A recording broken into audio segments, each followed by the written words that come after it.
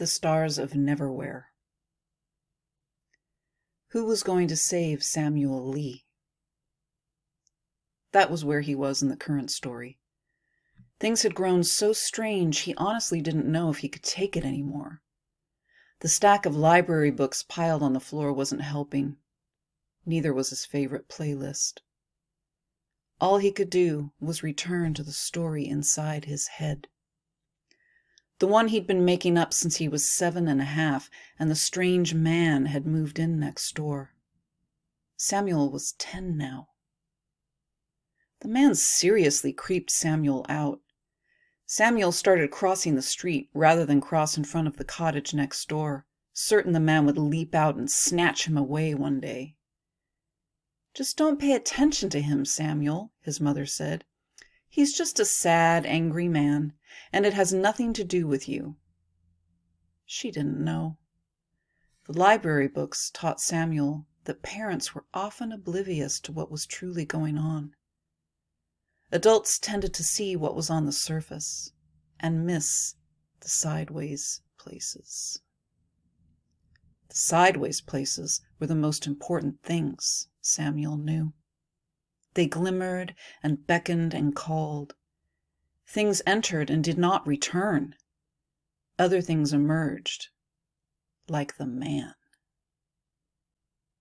The rain fell in steady, drenching sheets, the way it had been for 25 days non-stop.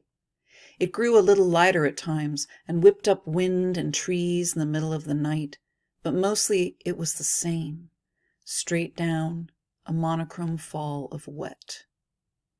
Samuel didn't mind, except it made it hard to keep his books dry. And it obscured his view of the sideways places. He figured he should feel relieved at that, but he knew that not being able to see or hear what was there was worse than seeing and hearing. He could still feel something. He just had no idea what was there. The man next door really had stepped out of the sideways places one day. That was the thing his mother didn't understand. "Oh, he just moved his things in when we were gone that Saturday. Don't you remember? We went to see Spider-Man and out for ice cream after." But Samuel had seen him. He had seen him slide through the shimmering air in his hunched black coat and slope-crowned, broad-brimmed black hat, with his skin as white as moonlight on birch bark, and his chin and cheekbones sharp as knives. The man didn't have much nose to speak of, and it was hard to see his eyes. Samuel felt the man stare at him one day. Samuel felt the man stare at him that day. It was the last sunny day before the rains hunkered down in earnest that year, the last day of autumn before the winter came. The man paused, the top of his face shaded into darkness by the hat, white lower half of his face gleaming, and looked, Samuel was sure of it, straight into Samuel's eyes. Then the man scuttled around the back side of the house next door. There was no moving truck, no car full of boxes, just a man who stepped out from a narrow slit in the shadows into the sun. Things were okay for the first year or so. The man scuttled out now and then, but mostly stayed in the hulking cottage, which used to be cute, with neat little curtains and a tidy stoop. But month after month, the house took on a more gloomy cast, even at the height of summer. Then the rains returned, and the neighborhood cats began to disappear. At first no one noticed. They figured the cats were hunkering down at their houses or deep in the bushes somewhere, waiting for a break in the downpour. The break in the rain never came, and neither did the cats. They insisted on going out, morning, noon, or night, and they simply failed to return. Their humans stood, holding offerings of tuna and kibble on broad porches and back stoops, and called the cats' use names off the balconies of the apartment complex on the corner. The shouted names and rattling of food boxes disappeared beneath the steady sound of falling water. And Samuel Lee? Samuel played cards with his Oma, did his homework, played online video games with his best friend Hal, and went to school. He tried to not pay attention to the rapidly crumbling cottage next door, to the winds that whipped the tree branches and rattled his window panes every night. He tried to ignore the steady, drenching rain. But most of all, Samuel tried to pay no attention to the man next door. Oh, he still saw him. Samuel saw the man all the time now. Out of the corner of his eye, the man was waiting. When Samuel stepped off the school bus in the afternoons, he saw the shadow of the man's hat and the rain that bounced off the brim. But when he turned to look, all he would see was a mailbox, or a tree stump, or sometimes nothing at all. Who would save Samuel Lee? The story was at a standstill. All he knew was that he was in danger. Spiny hands grabbed at his arms. Spiny fingers turned his face. The fingers were like claws, like knives. Samuel lashed out with elbows and the heels of his winter boots. He struggled against his raincoat, tried to slip his arms out of the backpack that felt like it weighed 1,000 pounds. Rainwater sluiced down his face, into his ears, his mouth, even up his nose. Samuel gasped and sputtered and fought and flailed. "Get off me!" Samuel couldn't see what had attached itself to him, but if he had to place any bets, he would bet it was the man. "Let me go!" Samuel kicked out again, this time connecting with a shin.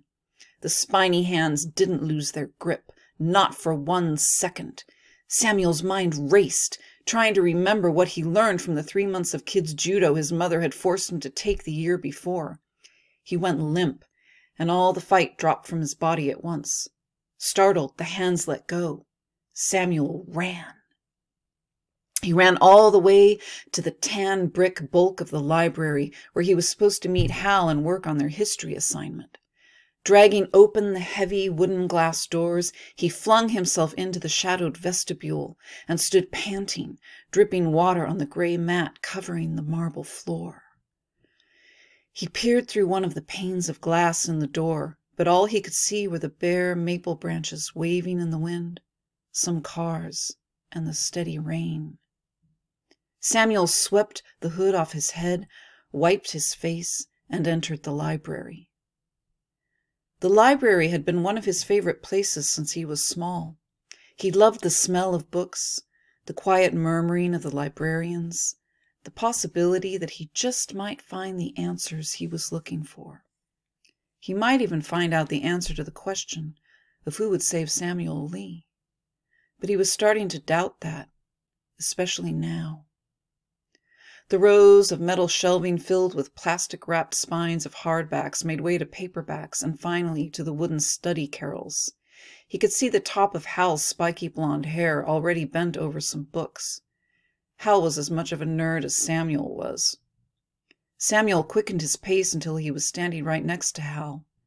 He slung his backpack off and dropped it like a weight to the floor. Then he shook himself out of his raincoat and draped it over the back of a wooden chair. "Dude, you're soaked." Hal was always one to state the obvious. "You okay?" Samuel dropped into his chair and leaned in close, lowering his voice. "I think that man tried to grab me." "For real? The weird guy? What makes you think it was him? What happened?" Samuel explained as best he could, but it sounded strange even to his ears. Hal looked interested, because nothing weird ever happened to him. But Samuel could tell he was skeptical. Skeptical. That was their word of the week. "Maybe it was nothing. I don't know, but something grabbed me, that's for sure." "Should we tell somebody?" Hal said. "Like the librarian? Maybe other kids are in danger." Samuel thought about it for a moment, then shook his head. Who was there to tell? He woke in the darkness. For once the wind didn't lash at the windows, and the rain had receded to a steady patter. The man was in his room. Samuel could feel him. There was a disturbance in the air, the kind that let you know you weren't alone. And if he tried, he could hear someone breathing under the sound of the rain. Samuel lay very still. He tried to think of what to do. Should he yell? Call his parents? That didn't seem right. Samuel didn't know how he knew it, he just did. The man was mysterious, and maybe he made the cats disappear, but Samuel hadn't heard any stories of children disappearing. He made his decision. Quick as lightning, he reached out for his Buzz Lightyear lamp and flicked it on. The man peered out from underneath his broad-brimmed hat, his eyes still in shadow, his cheekbones still like knives. "What do you want?" Samuel whispered. The man cleared his throat. It sounded like rocks tumbling down the hills onto the highway. It was strange. Samuel realized he didn't feel afraid anymore. The old man wasn't exactly a friendly neighbor, and maybe he was some freak from the sideways worlds, but he was also just someone who happened to be sitting in Samuel's bedroom in the middle of the night. Yeah, maybe it was a little weird. Maybe Samuel was a little bit weird. "She thinks you're ready." The man's voice carried all the weight of winter. It was filled with long, dark nights, the feeling of ice on the back of your neck, and the taste of rain. Who thinks I'm ready?" The man shook his head just slightly, enough to shake the edges of the brim of that dark hat. "If you're willing, put on your shoes and come with me." The man stood, long dark coat folding around his ankles, white fingers emerging from the cuffs, face still half-shadowed. "Guess it's up to you now, Samuel Lee," Samuel thought. He flipped back his Crab Nebula comforter and swung his feet to the cold floor. Samuel carried his shoes down the stairs, pausing in the kitchen to slip them on and lace them. His coat hung on a hook near the back door. The air in the kitchen was cold and smelled like spaghetti sauce. He was glad he'd pulled a sweatshirt on over his pajamas. Buttoning the coat all the way up, he stepped outside. It was dark, but the rain was letting up, which was good. Samuel didn't feel like getting soaked again. He'd had enough of that lately. Everyone complained about the rain, and not just the usual complaints, because it rained every winter. But not like this, the people said. Not like the last 3 years. Not like since the man moved in. "This way," the man said. Samuel followed him into the dark of the garden toward the back gate. The gate swung open quietly on its well-oiled hinges. Something skittered through the bushes. A possum, Samuel figured. A yellow street lamp marked the space between Samuel's parents' home and the man's cottage. The man slid around the pool of light, and it set the edges of his hat and coat gleaming. Samuel wondered why he didn't walk straight through, but he figured he'd better follow whatever it was the man was doing. That was what the stories always told you. When someone came from a place that wasn't Earth, you either ran as fast as you could, or you did exactly what they did, because you never knew what misstep might end up trapping you. You never knew what thing you ate or drank or said meant that you'd never see your family and home again. They walked behind the cottage, and Samuel stifled a gasp. Where the cottage was falling down, the garden had flourished. Secret hollows were covered in ivy. Japanese maples brooded over stones. From a back corner, Samuel caught the slight trickling sound of a waterfall. And in the center of it all were circling row after row of blooming roses. Samuel moved toward them, sniffing their perfume. Then he saw that the bushes weren't quite right. Some of the bushes were in full bloom. Others were tipped with delicate buds. And interspersed between them all were the bare rose bushes of winter, fat rose hips gleaming red in the mottled light and dark. What is this place? There was no answer, so Samuel just followed the man, who seemed to be leading him directly toward the center of the rosebush circles. Samuel understood now why the cottage was so neglected. All the man's attention must have gone back here.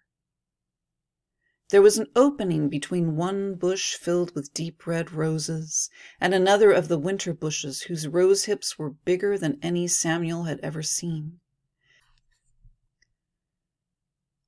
His Oma put rose hips into honey and ate them all winter long. Samuel liked the combination of tart and sweet. Oma said it was the best way to get vitamin C. Oma was never sick, so she must know what she was talking about.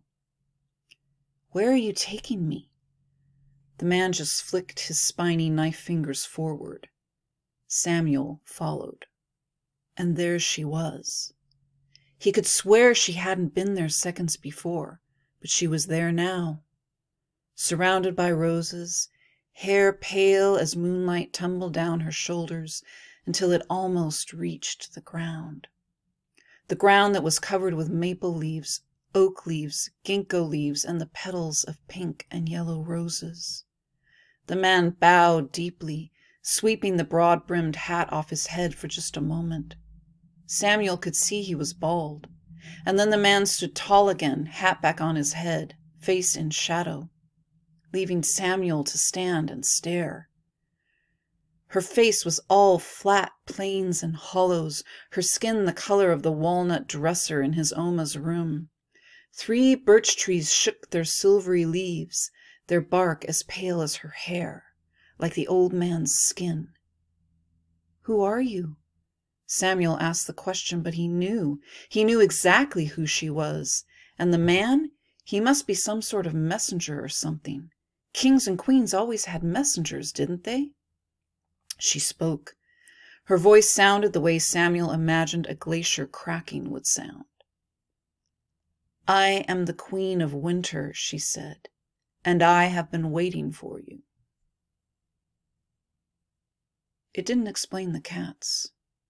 Later that night, back in bed, that was the thought that flickered through Samuel's mind.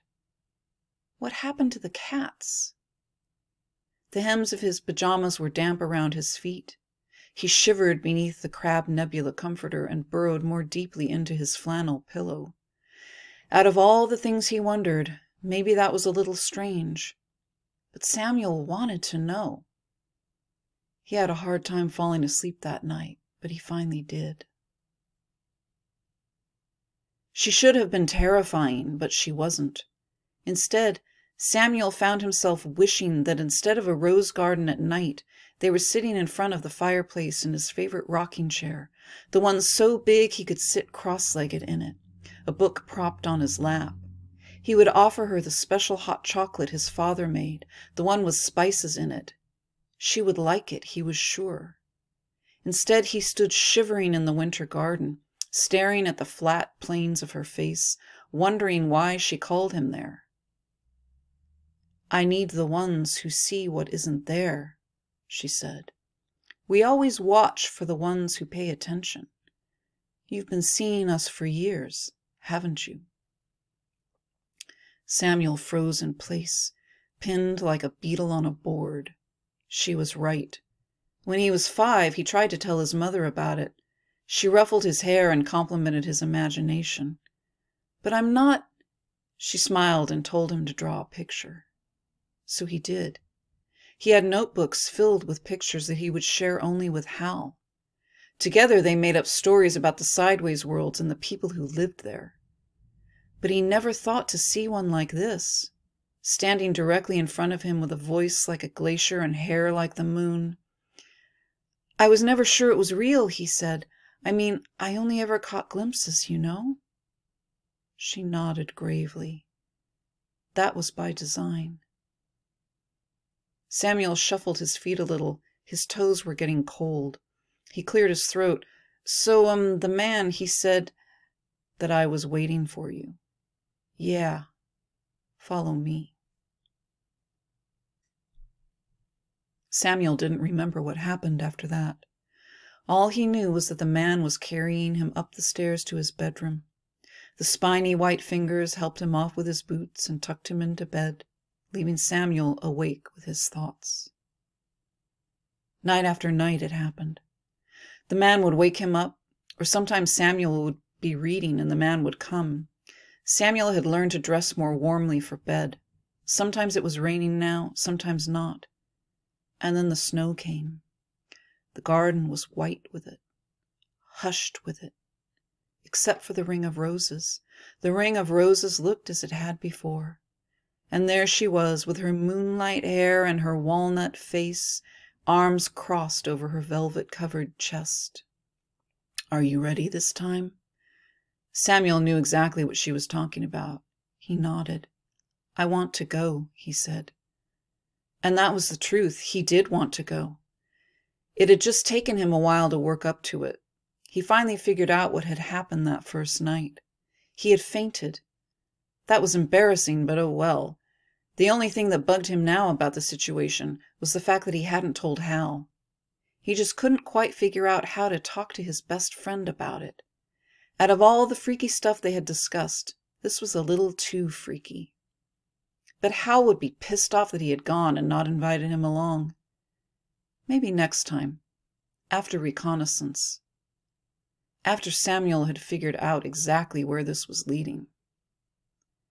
He didn't see the doorway, the gateway, the whatever it was. One minute they were standing in the middle of the roses with snow sprinkling the garden all around them, and the next thing they were in a brick hallway, a corridor, the fantasy books called it.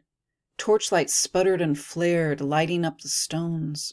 Like real torchlight, iron rings bolted into the walls with flaming sticks thrust into them. "Cool," Samuel whispered. He followed the long, trailing velvet skirts of the Winter Queen. He could feel the man in the broad-brimmed hat behind. Samuel didn't know if that should make him feel safe or afraid. He shrugged. Might as well just go with it. The hallway opened onto a vast hall with tall, vaulted ceilings held up by carved wood beams. There was an itching at the back of Samuel's eyes. He started to tear up. Then he sneezed. Looking down at the flagstone floor, he finally figured out where the cats had gone. There they were, dozens and dozens of them. Big orange bruisers, mottled tabbies, Siamese, even a Persian or two. They lapped at dishes of water and food, reclined on fluffy cushions, or played with endless balls of red and yellow yarn. Samuel laughed and laughed and laughed. The room was so huge his voice felt swallowed up. When he looked at the woman, she had a smile on her face. "And that is why we called you here today. Our hob is sick. We need someone to care for all these cats." "I don't get it," Hal said. "Why would the Queen of Winter need you to take care of the neighborhood cats? And why'd the cats run away in the first place?" The boys were in Samuel's room, supposedly working on a science art project. Popsicle sticks, glue, and construction paper littered the floor.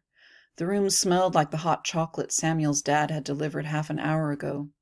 Samuel peered into his white mug. Yep, all gone. "I'm not really sure. Not yet. None of it makes sense to me, although Strickleton says it will all be clear in time." As if. Strickleton's the creepy guy next door? Why doesn't he take care of the cats? "I asked him that," Samuel replied. Strickleton sniffed, a sniff that seemed too mighty to come from his tiny nose. His rocks rolling down a hill voice rumbled. "I," he said, "am the gardener." Just like that, capital letters and everything. Gardeners, it turned out, did not take care of cats. Everyone in Sideways had a job and wasn't allowed to do anyone else's. And yeah, the hob who held the title of cat herder was sick. "You are perfect," the Winter Queen said. "We always offer gifts to the observant children like yourself. You shall grow up blessed, touched by our realms." She'd paused then and tilted her head his way. "Do you have a longing to be a poet?" she asked. "A bard? A painter, perhaps?" I want to be an astronomer, Samuel blurted out. The Winter Queen looked a little bit disappointed at that. Ah, I see. Well, the stars are nice, I suppose. We have different constellations here, she said. We shall show them to you the next time you come. The Queen paused then to drink deeply from a pretty golden cup. If, that is, you agree to care for the cats for 4 phases of the moon. Samuel rubbed at his eyes. He would really like to see the sideways constellations, but there was one problem. I'm allergic. So you have to help me, he said to Hal. You love cats, right? And didn't Moggy run away last year? I bet she's there. You could find her again. Bring her home. Hal didn't look too keen on the prospect. I don't know, Samuel. You sound kind of crazy, you know. Hal was gluing popsicle sticks together, trying to form a geodesic dome. We're not little kids anymore. Samuel paced the carpet in his small bedroom, from bed to desk to the door. He skirted around Hal, waving his arms with excitement. Don't you see? All those books we've read, all the stories. Samuel stopped and flopped back down on the floor. He leaned toward his friend, whose blonde hair was even more spiky than usual. Samuel wondered if Hal had accidentally on purpose rubbed some glue into his hair. What if they're true? Hal set down 2 triangles on a piece of newspaper to dry. I don't know, Samuel. I have enough trouble getting my parents to let me come over to your house. You really think they're going to let me traipse off to wherever it is? But that's the beauty of it, Samuel said. They won't know. Sure enough, Samuel convinced Hal to join him. Samuel figured if he brought someone to take care of the cats, though he still wasn't sure why exactly the cats had gone to the sideways world, then maybe, just maybe as a reward, the Queen of Winter would let them both see the stars. Holy shit, Hal said. I know, right? Samuel looked around the hall, still impressed by the vaulted ceiling, the crisscross of wooden beams, and all the cats. He turned to the man in the slouch-brimmed hat. Do we wait here? The man started to walk, threading a pathway through the cats. His bone-white, lifelike fingers gestured them forward. Hal looked at Samuel. Samuel just shrugged and loped after the man's dark coat. Hal tugged at Samuel's coat sleeve. This is like some Dungeons and Dragons stuff, he whispered. Samuel nodded again and kept moving. He just hoped this deal was going to work. They entered a brick hallway lit with the same sconces, flames casting red and gold shadows everywhere. It was strangely medieval. Samuel wondered if all the sideways worlds were like this, or if just this one in particular. Maybe the Queen of Winter just liked it this way. He wondered if the torches were magical, or if there was a torch-lighting hob that took care of them. Just as suddenly as the corridor began, it ended, this time opening into a smaller room. The ceilings were just as high, but the walls were closing in, forming a cozy space. Fire crackled in an enormous hearth, which was flanked by 2 wolfhounds who twitched their ears and slit opened their eyes. Checking for danger? The dog on the left sighed and closed its eyes again. The dog on the right stretched and yawned, then trotted over to the large, comfortable chair where the Queen of Winter sat, reading a book. Samuel would have expected a big tome with golded edges, but it looked like an ordinary paper book from home. In her other hand, she held a half-eaten apple.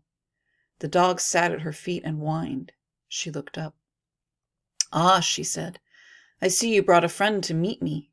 She held up the book. It looked familiar. Do you like A Wrinkle in Time? It was one of Samuel's favorite books. I love it. The dark planes of the Winter Queen's face arranged themselves into what Samuel supposed was a smile. Then I'm sure we'll be great friends. She turned her eyes on Hal, who stood frozen to the spot. Are you the new cat herder? You don't look like a hob. You look like a boy, she said. Hal blushed, all the way from his t-shirt to his spiky blonde hair. Yes, ma'am, I'm just... The Queen tilted her head in question. Then she clapped her hands.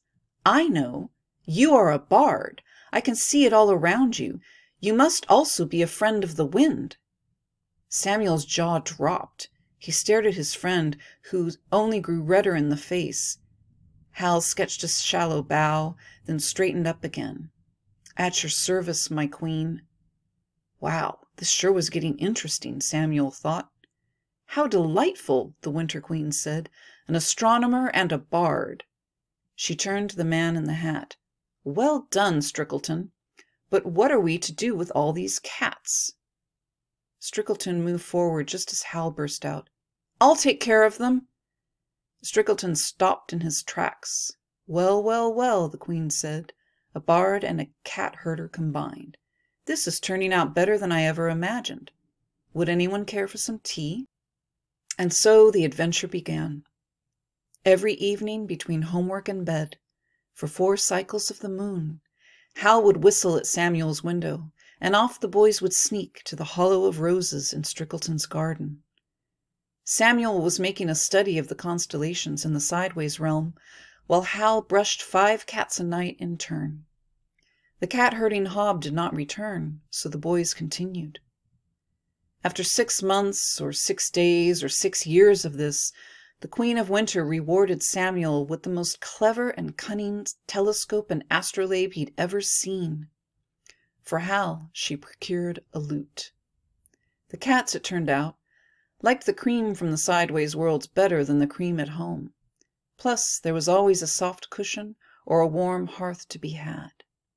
Mostly, the cats hated the rain. And so the boys grew up together, making music and gazing at the stars. Years later, Hal became both a rock musician and a poet of some renown. He raised Maine Coon cats in his spare time when he wasn't recording or on tour. And Samuel Lee? It turned out he didn't need saving at all. He fell in love 9 times, helped to raise 3 children, and mapped areas of space no one even knew existed before. He also wrote illustrated children's books. The title of his most beloved work was The Stars of Neverwhere. It's still in print today.